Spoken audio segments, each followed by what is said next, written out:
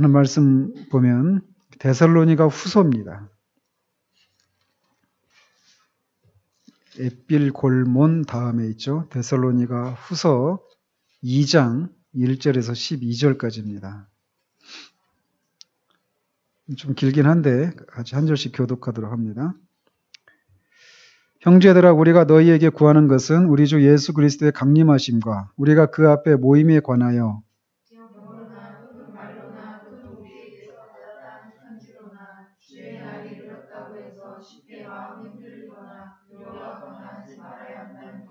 누가 어떻게 하여도 너희가 미혹되지 말라. 먼저 배교하는 일이 있고 저 불법의 사람 곧 멸망의 아들이 나타나기 전에는 그날이 이르지 아니하리니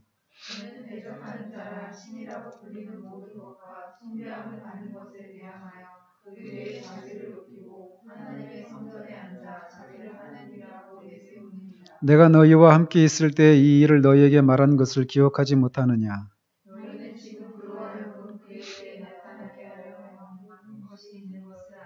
불법의 비밀이 이미 활동하였으나 지금은 그것을 막는 자가 있어 그 중에서 옮겨질 때까지 하리라.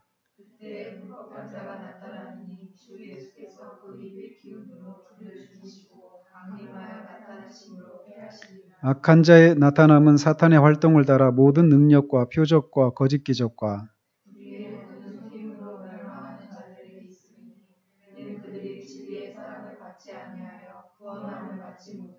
이러므로 하나님이 미혹의 역사를 그들에게 보내사 거짓 것을 믿게 하심은 진리를 믿지 않고 불의를 좋아하는 모든 자들로 하여금 심판을 받게 하려 하심이라. 아멘. 지난주에는 우리가 주님의 재림의 때에 일어날 일들 중에 논란이 되고 있는 사건인 유대인에 대한 하나님의 계획에 대해서 살폈습니다. 과연 로마서 11장 26절에서 말하는 그 온 이스라엘이 무엇을 말하는가? 여긴 세 가지 견해가 있다고 그랬죠. 교회를 말한다. 또는 문자적으로 유대 민족 전체를 말한다. 이런 견해가 있고 또 어떤 사람들은 유대인을 말하긴 말하지만 유대인 전체가 아니라 그 중에 구원받은 그 유대인들을 말한다. 이런 견해가 있다고 그랬는데 이제 결론적으로는 그 세 번째 견해가 가장 성경적인 그런 견해다라고 하는 것에 대해서 말씀을 드렸습니다. 물론 유대인들이 구원을 막 적게 받는 시대도 있고 또 많이 받는 시대가 있는 건 사실이다. 그래서 주님이 오시기 전에 유대인들이 대대적으로 회심하는 일들이 있을 수 있지만 그 일이 온 이스라엘이 구원을 받는다. 이 말이 유대 민족 그 전체가 문자적으로 다 구원받고 이런 건 아니다. 다만 그 이방인의 충만한 수가 채워져야 되는 것처럼 유대인들 중에서 택한 받은 자들, 남은 자들이라고 하는 이 사람들이 그 충만한 수가 채워지는 그런 일들이 이제 말씀 때 있게 된다. 이런 말씀을 드렸습니다. 우리는 주님의 재림에 앞서서 모든 민족에게 복음이 전파된다라고 하는 것, 그리고 방금 말씀드린 것처럼 유대인들에게 또 어떤 일들이 일어난다라고 하는 사실들에 대해서 우리가 살폈습니다. 이제 오늘은 주님의 재림을 앞두고 일어나는 여러 가지 사건들 중에 하나인 적 그리스도에 대해서 살펴보도록 합니다. 이 주제 역시 앞에서 다뤘던 그 앞에 두 주제처럼 많은 논란이 있는 주제입니다. 그래서 그냥 이단들만 이 문제에 막 연루되어 있는 것이 아니라 경건하고 거룩하고 능력 있는 사람들도 이 주제에 대해서 어려움을 토로했다라고 하는 사실들을 우리가 기억하면서 겸손하고 또 주의 깊게 경외심을 가지고 이 주제에 접근해야 한다라고 하는 것을 다시 한번 강조하면서 이 문제를 살펴보도록 합니다. 즉 이 주제는 경솔하게 이 적그리스도는 이런 것이지라고 최종적으로 어떤 결론을 내릴 수 있는 그런 주제의 것이 아니다라는 것이에요. 자, 그래서 먼저는 적그리스도와 관계가 있는 성경 구절들이 여러 곳에 있습니다. 첫 번째로 나오는 것이 요한일서 2장 18절이에요. 우리가 요한일서 강해를 한번 이렇게 살폈었는데 거기서 나오는 것처럼 아이들아 지금은 마지막 때라 적그리스도가 오리라는 말을 너희가 들은 것과 같이 지금도 많은 적그리스도가 일어났으니 그러므로 우리가 마지막 때인 줄 아노라. 이렇게 적 그리스도에 대한 얘기를 사도 요한 당시에 이미 말을 하고 있었다라는 것이에요. 그리고 근데 이제 성경에 보면은 적 그리스도라고 하는 이 말을 사용하고 있는 사람은 사도 요한만 그렇게 사용하고 있습니다. 그렇지만 같은 존재를 가리켜서 다른 용어를 사용해서 사용하기도 해요. 우리가 방금 읽은 이 데살로니가 후서 2장에서도 보면은 이 적 그리스도다 이런 말은 없어요. 그렇지만 같은 인물에 대해서 언급을 하고 있어요. 데살로니 우리가 방금 읽은 데에서는 적 그리스도를 뭐라고 하고 있는 것 같습니까? 그렇죠. 불법의 사람, 멸망의 아들 이렇게 얘기를 하고 있죠. 그죠? 그러니까 동일한 인물이에요. 적 그리스도, 사도 요한은 적 그리스도라고 했던 이 사람이죠. 그리고 또 보면은 이 다니엘서 7장 8절, 또 7장 15절에서 28절, 그리고 또 이 요한계시록 13장 1절에서 8절도 보면은 이 바다에서 올라온 짐승에 대한 그런 묘사가 있거든요.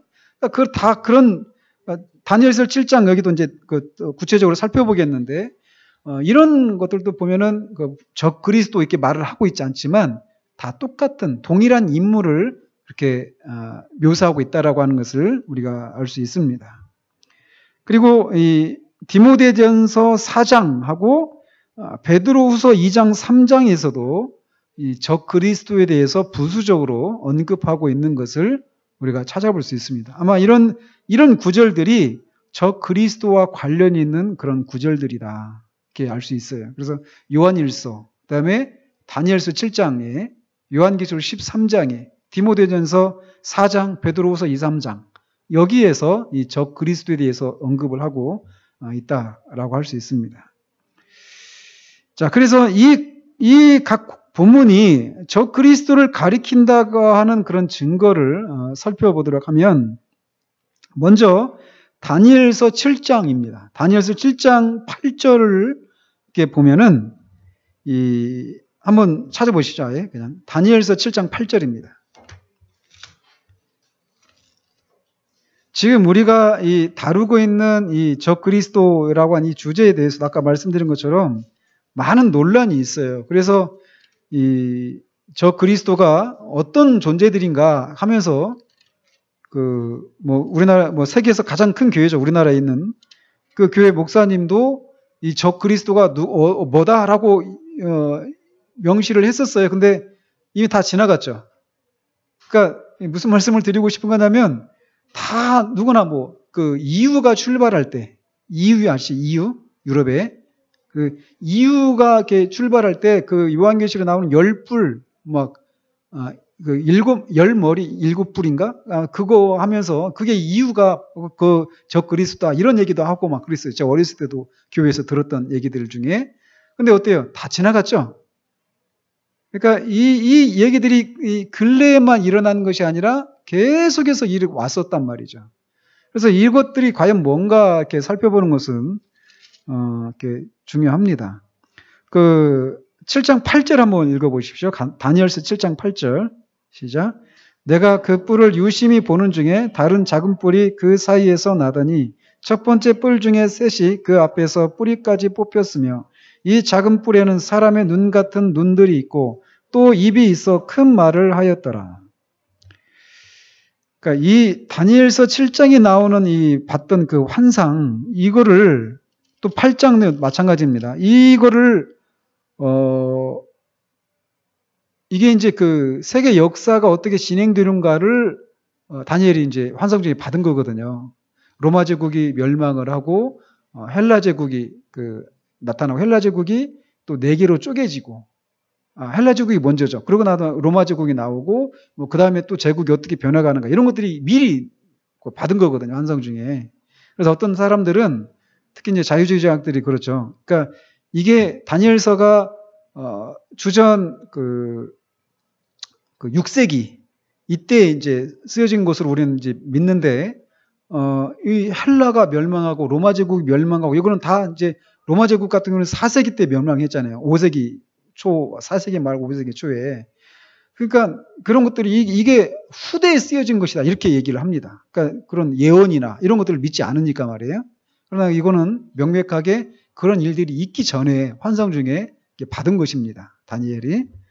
근데 어쨌든 이제 그 다니엘서 7장 8절에 보면은 작은 뿔을 가진 네 번째 짐승이 나오죠. 그래서 앞에 우리 읽지 않았지만 네 짐승이 있어요. 그래서 독수리 날개를 가진 사자, 그리고 곰, 표범, 10뿔을 가진 짐승, 그 이어서 네 번째 짐승에 대한 이렇게 묘사가 나오는데, 이게 이제 적그리스도를 가리킨다라는 거예요. 그리고 또 요한계시록에도 보면은 이 적그리스도가 어떤 존재로 나오냐면 13장에 주로 나오는데, 이 바다에서 나온 짐승이라고 하는 이런 묘사가 있습니다. 바다에서 올라온 짐승이 이제 자기한테 사람들이 경배하게 하고 막 기적을 베풀고 막 이런 일들을 하거든요. 그런 묘사들이 있고, 또 데살로니가 후서 우리가 읽었던 이 불법의 사람, 여기 또 로마 제국이 제거된 후에, 그러니까 로마 제국이 제거된 후에 가시적으로 이 존재가 드러난다라는 것입니다. 그래서 이 다니엘서 7장과 데살로니가 후서 2장, 그 다음에 계시록 13장에 등장하는 이 다니엘서는 네 뿔 가진 짐승, 그 다음에 데살로니가 후서는 불법의 사람, 요한계시록 13장에서는 바다에서 올라온 짐승, 이게 다 동일한 인물, 적그리스도를 가리킨다라는 것이에요. 그러나 그 표현은 다 각각 다르게 표현되어 있지만 말이에요. 그리고 이 각 세 장에서 다루고 있는 이 적그리스도에 해당되는 이 인물들이 어떤 공통점이 있냐면 나타난 시기가 같다라는 것입니다. 그러니까 쓰여진 때는 다르죠. 그러니까 기록된 성경이 기록된 때는 다르지만 이 적그리스도가 나타나는 시기는 같다라는 거예요. 그런 면에서 다니엘서 같은 경우는 더욱더 놀랍죠. 그죠? 이 데살로니가 후서나 요한계시록보다도 한 600년 전에, 또 멀게는 700년 가까이 전에 기록이 된 것인데, 그 후에 기록된 성경에서 묘사하고 있는 적그리스도를 같이 언급을 하고 있다라고 하는 면에서 굉장히 놀라운 것이죠.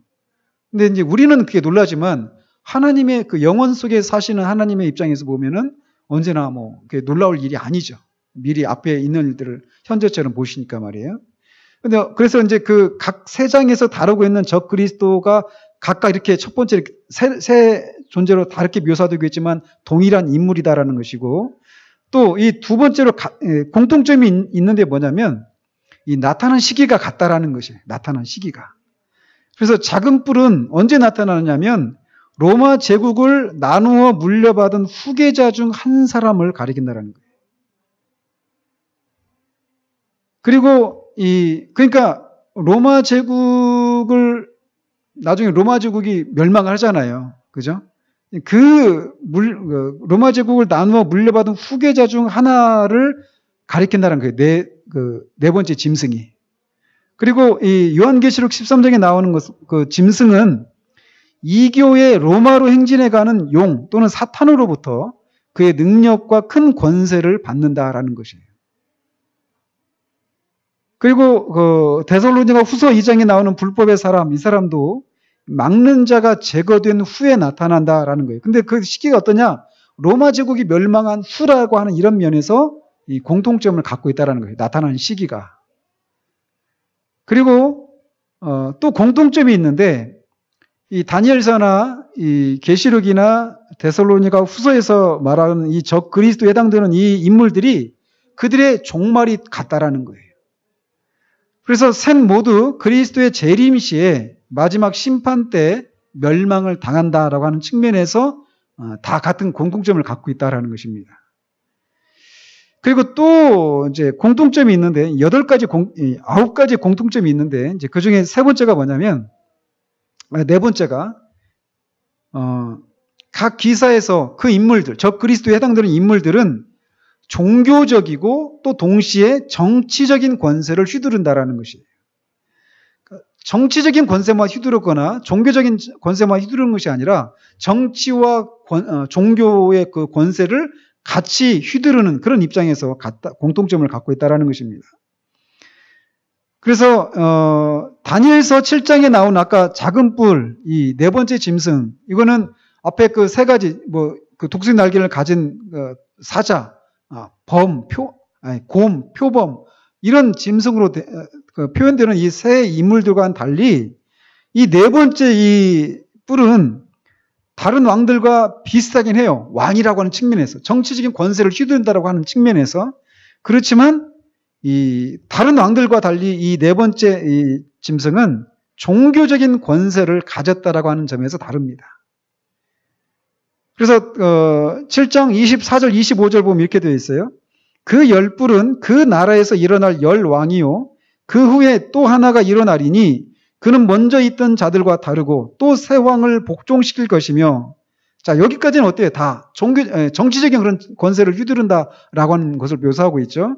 근데 뒤에 보면은 그가 장차 지극히 높으신 이를 말로 대적하며 또 지극히 높으신 이의 성도를 괴롭게 할 것이며 성도들은 그의 손에 붙임받으여 한 때와 두 때와 반 때를 지내리라. 이 뒷부분은 종교적인 권세를 휘두르는 것을 이렇게 묘사하고 있는 것이죠. 아무튼 이렇게 이 다니엘서에 나오는 이 적그리스도에 해당되는 이 인물이 종교적이고 정치적인 권세를 휘두른다라는 것이에요. 마찬가지로 요한계시록 13장에 나오는 짐승도 마찬가지입니다. 그도 면류관을 썼어요. 그러니까 어떤 정치적인 권세를 휘두르고 그런 정치적인 권세를 가진 존재이죠. 그런데 또 동시에 사람들로 하여금 자신을 경배할 것을 요구합니다. 그러니까 종교적인 권세를 휘두르는 것이에요. 데살로니가 후서도 마찬가지입니다. 이 불법한 자도 두 측면을 모두 보여주고 있다는 것입니다. 그래서 적그리스도가 어떤 사람이냐? 이 정치적인 권세와 종교적인 권세를 같이 가지고 있는 그런 존재라는 것입니다. 아시겠죠? 그러니까 누가 어떤 사람이 정치적인 적그리스도다 이렇게 얘기했을 때 아까 말씀드린 것처럼 어떤 이유 공동체가 적그리스도다 이런 얘기했을 때 우리 그런 생각을 하기 쉽잖아요. 정치적인 권세를 막 휘두르는 그런 존재로만. 근데 종교적인 권세까지도 쥐고 있다라는 거예요. 적그리스도가. 그런 면에서 우리가 분별할 수 있어야 된다는 것이죠. 그리고 다섯 번째로 이 새 기사에서 이 다니엘 어딘지 아시죠? 이 새 기사에서 그 나오는 인물들은 모두 신성 모독을 전제로 하고 있습니다. 신성 모독을 한다라는 것이에요. 그래서 작은 뿔은 큰 말을 하는 입을 가지고 지극히 높으신 이를 말로 대적합니다. 다니엘서에 나오는 그 인물은. 그다음에 요한계시록에 나오는 짐승은 과장되고 신성 모독을 말하는 입을 가지고 있다라고 말하고 있고, 데살로니가서 나오는 불법의 사람은 하나님을 대적해서 자신을 높인다. 다 이렇게 표현은 다양하지만 신성 모독을 한다라고 하는 이런 면에서 적그리스도가 그런 특징을 가진 존재구나라고 하는 것을 우리가 알 수 있다라는 것입니다. 이 여섯 번째로 다니엘서와 요한계시록에서 보면은 이 적그리스도에 해당되는 인물이 통치하는 기간이 똑같이 같습니다. 얼마로 나옵니까? 한 때와 두 때와 반 때를 지났다. 그러니까 여기서 때는 1년을 가리키는 거예요. 그러니까 한 때, 두 때니까 3년이죠. 그 다음에 반 때, 그러니까 3년 반이에요. 개월수로 따지면 몇 개월입니까? 3년이면 36개월에 이 6개월이니까 42개월이죠. 자, 이 다니엘서는 이렇게 한 때와 두 때와 반 때 이렇게 3년 반을 이렇게 묘사하고 있고, 요한계시록에 보면은 42달 동안 일할 권세를 받았다. 이렇게 묘사하고 있습니다. 그러니까 같은 기간이에요. 통치하는 기간이. 이게 이제 문자적으로 3년 반이냐 아니냐 이거는 또 다른 문제예요. 그러나 아무튼 그렇게 묘사를 하고 있다는 것입니다. 뭐 데살로니가 후서에서는 정확한 시간을 말하고 있지는 않아요. 그 불법의 사람의 통치 기간에 대해서는 말하고 있지는 않습니다. 그리고 이제 이 적그리스도의 특징이 또 뭐냐면 세 존재 모두가 그러니까 한 존재인데 각각 다르게 묘사하고 있는 거예요. 여기서 공통점이 뭐냐면 하나님의 백성과 전쟁을 한다라는 것입니다. 하나님의 백성과. 여덟 번째는 그들이 큰 권세를 가지고 있다라는 것입니다.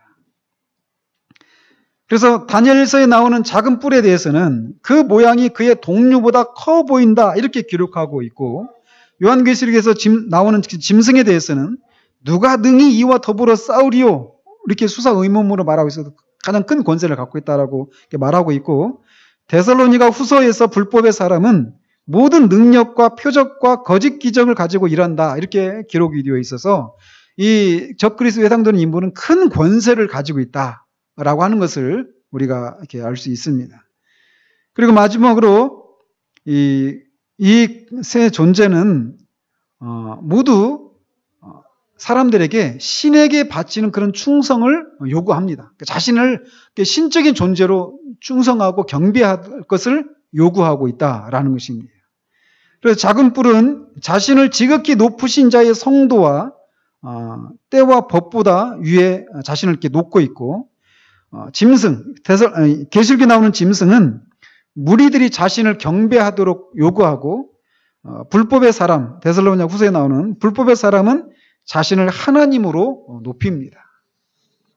자, 이런 이 적그리스도들이 갖고 있는 그런 특징들이, 공통적인 특징들이 이런 9가지 특징을 가지고 있습니다. 자, 그러면은 이제 이 본문에서 이 본문들에서 나타나고 있는 그 적그리스도들의 어떤 특징을 이렇게 먼저 살펴보면,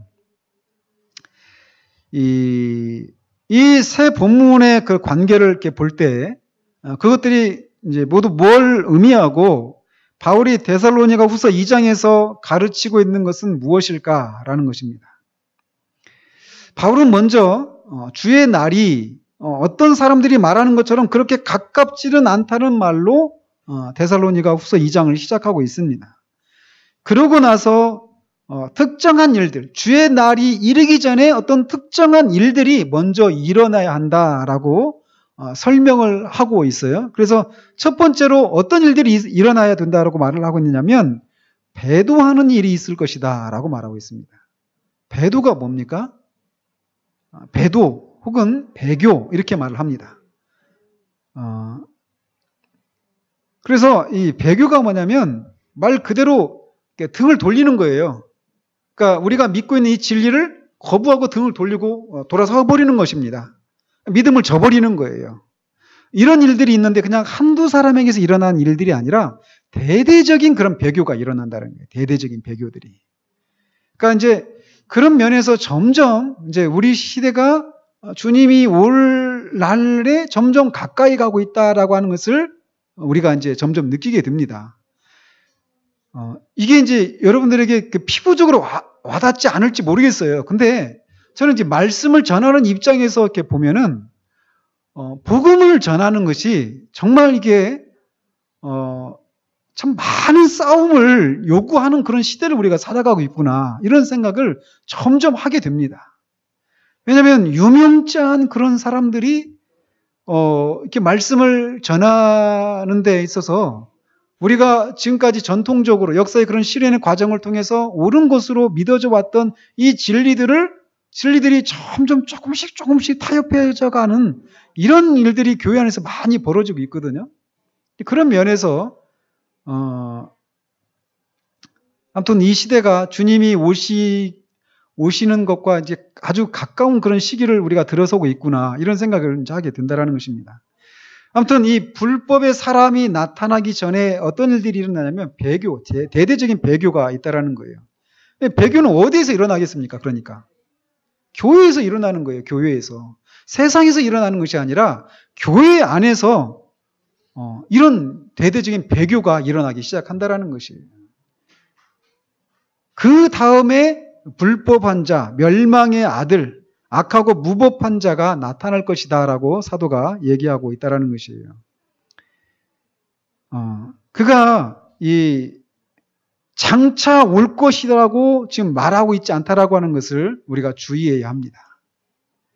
그는 이미, 사도가 이 편지를 쓰고 있을 때예요. 그때 이미 존재하고 있었고 일하고 있었단 말이에요. 그렇지만 배교가 일어난 후에 이것이 드러날 것이라는 거예요. 그 불법한 자가 일하고 있는 것이. 지금도 일하고 있습니다. 그러나 대대적인 배교가 일어난 후에 이 불법의 사람이 일하고 있었던 것이 이제 딱 가시적으로 확연하게 드러나게 된다라는 것입니다. 그래서 바울은 이어서 이제 그에 대해서 몇 가지를 말하는데, 그는 불법의 사람은 무법한 사람이 법이 없어요. 그래서 이것은 소극적인 죄가 아니라 하나님께 적극적으로 저항하는 것입니다. 그것은 방자함이 최고도에 달하는 의도적인 불순종이라는 것이에요. 아무튼 이렇게 주의 날이 이르기 전에 첫 번째 있는 일은 배교하는 일이 있다라는 것이고, 두 번째로는 그는 하나님과 그리스도 그리고 그의 나라와 역사에 대적한다라는 것입니다. 거기에 믿음으로 이렇게 연합하는 것이 연합하지 않는 이런 것이야. 난 그 믿지 않아 이런 게 아니라 대적한다라는 것이에요. 그는 적 그리스도로서 그리스도의 자리를 대신 차지하며 기독교적 이름을 지니고 있지만 그 이름이 나타내는 진리의 나라에 대적한다라는 것입니다. 그러니까 적극적으로 저항을 하는 것이에요. 이런 게. 지금 이런 일들이 이제 일어나고 있죠. 이제 어떤 한 사람에게 이런 적그리스도, 불법의 사람이라고 하는 것이 딱 가시적으로 드러나지 않았지만 그 적그리스도가 갖고 있는 그런 사상과 가치 이런 것들이 사람들 속에 이제 어떤 사람들을 통해서 이렇게 나타나는 거예요. 그래서 옛날에는 이런 얘기들을 하지 않았었는데 이제 막 스스럼 없이 하는 일들이 여기저기서 이제 막 일어나고 있단 말이에요. 뭐 예수님이 사생아였다라든지 이제 우리가 차마 입에 담지 못했던 이런 신성 모독적인 이런 언사들을 이제 스스럼 없이 아주 대적해서 얘기하는 사람들이 여기저기서 나타나고 있어요. 그 사람들이 적 그리스도라는 것이 아니에요. 근데 그 적 그리스도의 영을 가지고 있는 사람들이 이제 막 나타나기 시작했다라는 거예요. 근데 그게 뭐냐? 전조입니다. 적 그리스도가 본격적으로 나타나기 전에 그런 전조들이 나타나는 것이에요. 아무튼 이 적 그리스도는 하나님과 그리스도와 그의 나라와 역사를 적극적으로 대적하고, 세 번째로 그는 하나님의 성소에 앉아 있습니다. 그러니까 이 분별하기가 쉽지가 않아요. 왜? 다 이 그리스도의 이름으로, 기독교의 이름으로 행하거든요. 그리고 네 번째로 그는 스스로를 신격화합니다. 그래서 자기를 하나님이라고 내세웁니다. 지금도 이렇게 자기를 하나님이라고 내세웠던 사람들이 언제든 말씀드렸죠. 98년 현재, 지금 2014년이지만 옛날 책 자료를 통해서 제가 본 거니까 98년 현재 33명인가가 나타났었답니다. 세계 역사 가운데 그중에 26명이 우리나라 사람이었다는 거예요. 얼마나 대단한 민족입니까? 우리나라가.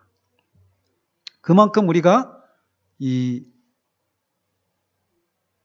진리를 가지고 그런 것들을 추론하고, 그런 진리를 가지고 거듭난 이성을 사용해서 그런 것들을 분별하고 하는 이런 작업들을 얼마나 우리가 게을리하고 있는가라고 하는 것을, 그런 것을 통해서 그런 것이 반증을 해주는 거예요, 우리가.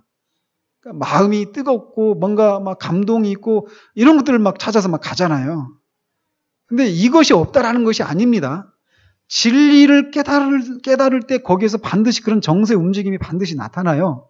그러나 이런 진리의 그런 깨달음이 없이도 얼마든지 감정의 자극을 받아서 받는 것이 마치 신앙인 것처럼 생각하는 이런 위험들이 도처에 깔려 있다는 것을 우리가 생각해야 돼요. 특별히 우리나라 같은 경우는 이런 통계적으로 이렇게 보이잖아요. 가시적으로. 그런 것들을 생각할 때 우리가 굉장히 주의를 해야만 합니다. 어쨌든 이 적 그리스도 이 존재는 스스로를 신격화해서 자신을 하나님으로 내세우고 있다라는 것입니다. 다섯 번째로 바울은 이것이 신약에서 언제나 그렇듯이 영적 이해력을 가지고 있는 사람들에게만 계시되는 비밀이라고 말을 합니다. 자, 이게 사실이거든요. 그러니까 영적인 이해력을 가지고 있는 사람들에게만 이 불법의 비밀, 불법의 사람들이 나타나고 활동하고 있는 이런 비밀들을 그들이 볼 수 있어요. 근데 이제 문제는 뭐냐? 자신이 그런 존재라고 말하면서 얘기한다라는 것이죠. 거짓된 사람들이. 그죠? 그거를 분별할 수 있어야 돼요. 그러니까. 그것까지도 우리는. 자, 여섯 번째로 바울이 그 데살로니가 후서 2장 9절에서 10절까지 보면은 이 불법의 사람이 어떤 일을 한다고 말하고 있느냐면 모든 능력과 표적과 거짓 기적을 베푼다라고 말하고 있어요. 그래서 사람들로 하여금 그런 능력과 기적을 막 베푸니까, 그리고 하나님의 이름으로 말을 하고 있고, 그러니까 사람들이 다 거기에 미혹되기가 아주 쉽겠죠. 그런 것들에 대해서. 그래서 그 존재는 위장과 거짓 기적으로 가려져 있습니다. 그는 사람들로 하여금 사탄이 만들어낸 거짓말을 믿게 하며 모든 믿음을 자신에게로 돌려놓는 일을 합니다. 또 바울이 또 거기서 뭐라고 말하냐면, 바울은 이 불법의 사람의 나타남을 막는 자가 있다라는 것이, 그래서 이제 이게 지연되고 있다라는 거 말하고 있습니다. 그러나 그는 그리스도께서 오실 때 멸망당하게 되어 있다라고 말을 하고 있습니다. 주 예수께서 그 입의 기운으로 그를 죽이시고 이렇게 말하고 있지만, 바울은 또한 불법의 비밀이 이미 시작되었다라고도 말하고 있습니다.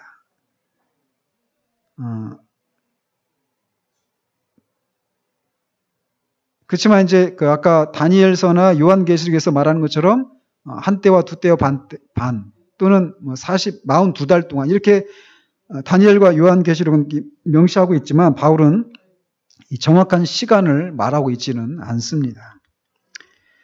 자, 그다음에 적 그리스도에 대한 그 세 가지 해석이 있습니다. 세 가지 해석.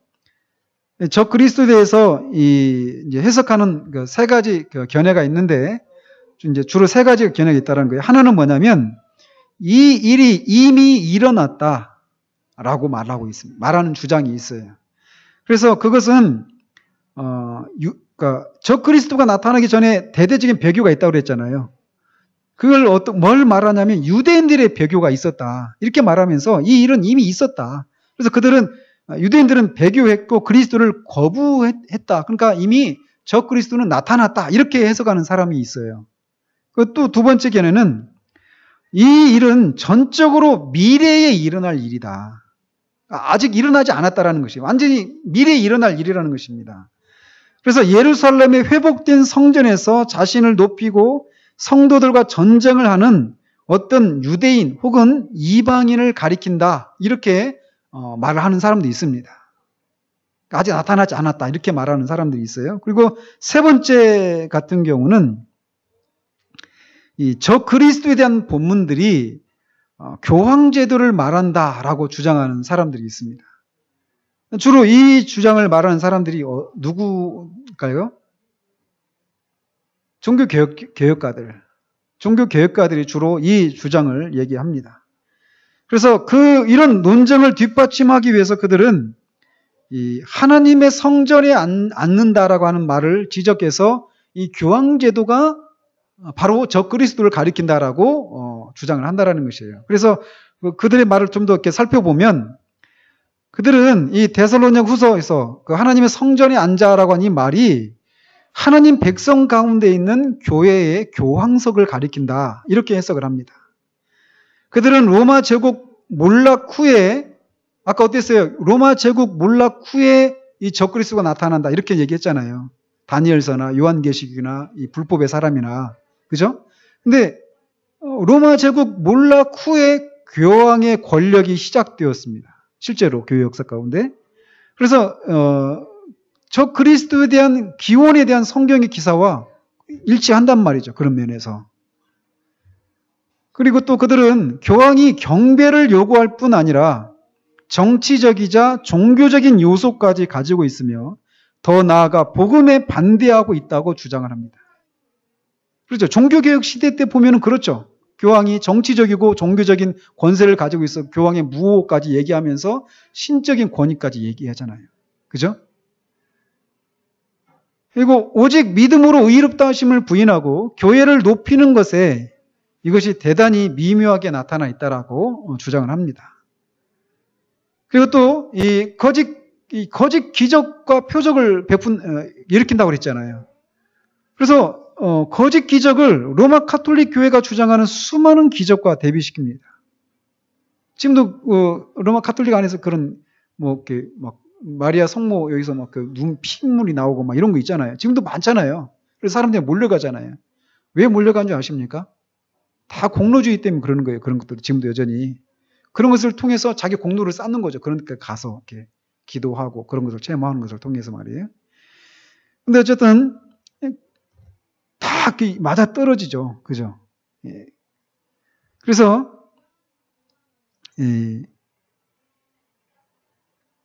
또 개혁주의자들은 더 나아가서 이 막는 자가 있다. 이 불법의 사람이 나타나는 것을 막는 자가 있다라고 하는데 그 막는 자가 로마 황제들을 가리킨다라고 주장을 합니다.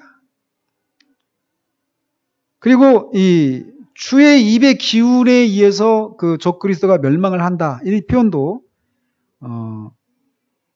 거기서 말하는 그 입의 기운이라고 하는 것은 개신교 종교 개혁이었다라고 얘기를 합니다.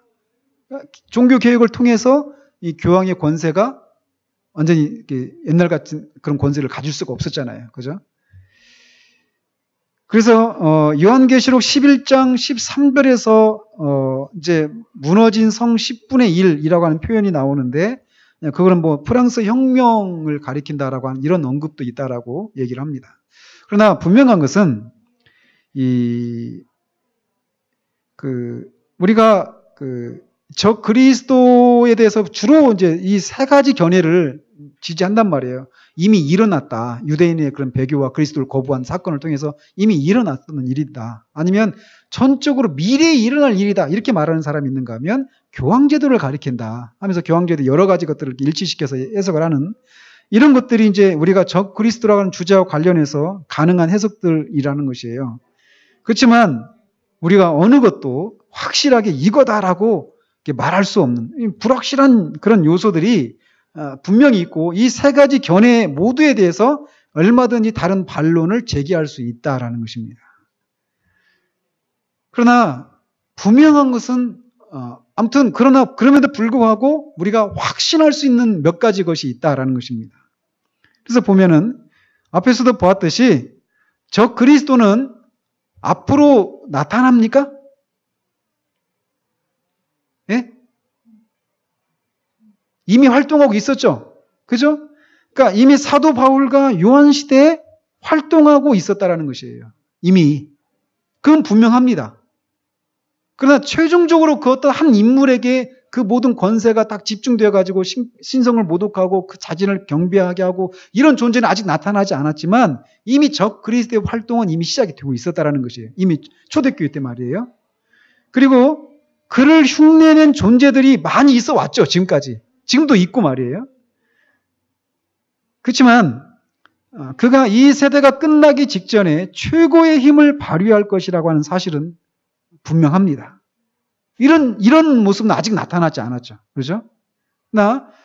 그런 일이 분명히 나타날 것이라는 것이에요. 게다가 다니엘은 적 그리스도의 통치가 지닌 정치적인 측면을 주로 이렇게 보여줍니다. 종교적인 측면이 전혀 없는 건 아니지만 또 바울은 종교적인 측면을 강조하고 요한계시록 13장에서는 이 둘 모두 정치적이고 종교적인 이 둘 모두를 보여주고 있다는 것입니다. 그래서 요한계시록 13장에 보면은 바다에서 나온 짐승 또 땅에서 나온 짐승 이게 두 권세가 있거든요. 그래서 바다에서 나온 짐승은 정치적인 권세를 땅에서 나온 짐승은 종교적인 권세를 상징하는 것입니다. 어쩌면 이 두 측면은 연이어 나올 수도 있습니다. 즉 끔찍한 정치적인 권세에 뒤이어서 똑같이 끔찍한 종교적인 권세가 나온다라는 거예요. 그래서 이 정치적으로 탄압을 하고 또 종교적으로도 탄압을 하는 것이죠. 그런 때가 이제 언젠가 온다라는 것입니다. 마지막으로 아무튼 이것은 확실하게 나타난다는 거. 어떤 견해를 가지고 있든지 간에. 그리고 마지막으로 적 그리스도가 궁극적으로 한 사람에게 집중된다고 확신할 수 있다는 것입니다. 궁극적으로는. 지금까지 흉내낸 사람들이 많이 있어 왔지만 최종적으로 한 사람에게 이 모든 권세가 집중되는 그런 일이 올 것이다 라는 것입니다.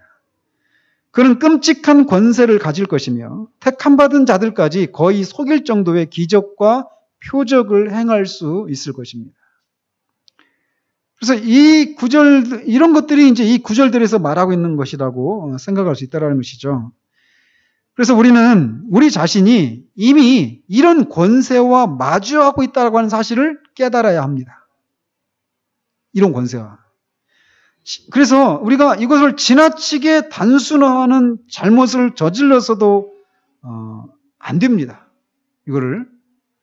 그리고 교회 시작부터 끝까지 악한 세력이 교회 안에서 역사하고 있다고 우리가 알아야 돼요. 그러니까 저도 이게 하나님 앞에 이게 참 날마다 드려져야 되는 그런 기도이고 우리가 잊지 말아야 되는데 참 안타깝게도 우리의 싸움이 혈과 육에 있는 것이 아니고 이 세상의 뭐죠? 이 세상의 권세와 이 세상의 어둠의 주관자와 하늘에 있는 악한 영들에 대한 싸움이다라고 하는 이 사도 바울의 이 얘기를 우리는 자주 있는 것 같아요. 그죠? 지금 우리는 그런 영적인 싸움을 싸우고 있다라고 하는 것입니다. 폴 워셔 그 설교 동영상 제목도 있잖아요. 설교 제목에. 이건 영적인 전쟁이다라고. 영적인 전쟁이거든요. 근데 이 영적인 전쟁을 하고 있다라고 하는 것을 우리가 이렇게 간과하고 우리의 열심과 우리의 어떤 그런 지혜와 능력으로 이런 것들을 헤쳐나갈 수 있다라고 생각한다면 큰 오산이라는 것입니다. 어쨌든 지금 우리는 이미 이 적 그리스도가 활동하고 있는 시대에 우리가 살고 있습니다. 이미. 그리고 그럼에도 불구하고 더 그 적 그리스도가 이제 한 사람에게 정치적인 권세와 종교적인 권세까지 다 이렇게 통합이 되어져서 그런 사람이 나타날 것이고 그 일이 일어나기 전에 이 대대적인 배교라고 하는 것들이 일어나게 될 것인데 이미 그 배교라고 하는 것이 이제 벌써 우리가 살고 있는 이 시대 가운데서도 이미 이렇게 나타나고 있는 현실이다라고 하는 것을 우리가 기억을 해야 돼요. 그래서 우리가 이런 시대 가운데 그런 상황 가운데 우리가 살고 있다는 걸 생각할 때 우리가 얼마나 더 깨어 있어야 되고 또 주님의 능력을 힘입어야 하는지 이 어느 누가 장담할 수 있습니까? 나는 이런 거짓된 기적과 가르침이 내가 속지 않을 수 있다라고 누가 장담할 수 있겠어요? 하나님 앞 우리가 우리 자신의 그런 현실들을 정확하게 알으면서 주님의 도움을 힘입어서 이 시대를 우리가 살아가야 될 것입니다. 네. 기도하겠습니다. 하나님 아버지, 이미 적 그리스도가 활동하고 있다라고 하는 것을 우리가 기억할 수 있도록 주님 도와주시옵소서. 먼 훗날 언젠가는 한 사람에게 종교적이고 정치적인 그런 권세가 통합이 되어져서 그로 인해서 성도들과 그런 전쟁이 벌어지고 대대적인 그런 배교와 싸움이 핍박이 있을 것이지만 그 일이 있기 전이라도 지금 이미 적 그리스도가 활동하고 있는 그런 시대 가운데 우리가 살아가고 있다는 것을 잊지 않을 수 있도록 주님 도와주시기 원합니다. 그래서 우리가 정말 깨어있게 하시고 정말 우리의 씨름이 혈과 육에 있는 것이 아니고 정사와 권세와 이 세상의 어둠의 주관자와 공중에 있는 악한 영들을 대한 그런 싸움이라고 하는 것을 기억하며 하나님의 전신 갑주를 입고 그렇게 전쟁에 임할 수 있는 그런 사람들이 될 수 있도록 주님 도우시기를 원합니다. 주님은 우리를 어린아이로 부르신 것이 아니지만 어린아이로 부르셨지만 이제 우리가 어린아이 상태로 머물러 있는 것이 아니라 이제 우리가 한 사람 한 사람 민수기에 있는 것처럼 싸움에 나갈 만한 그 사람들을 주님께서 이렇게 계수하게 하신 것처럼 우리 한 사람 한 사람이 그런 영적인 싸움을 싸울 수 있는 그런 투사로 그런 용사로 세워지고 또 준비되어지는 그런 우리 될 수 있도록 주님 도우시기를 원합니다. 우리에게 영적인 지각들을 더해 주셔서 우리가 살고 있는 이 시대를 잘 분별할 수 있도록 주님 도우시고 이 시대의 풍조를 분별하지 못하고 그냥 시대의 흐름에 그냥 휩쓸려서 떠밀려가는 그런 우리가 되지 않도록 주님 도우시기를 원합니다. 예수 그리스도 이름으로 기도합니다. 아멘.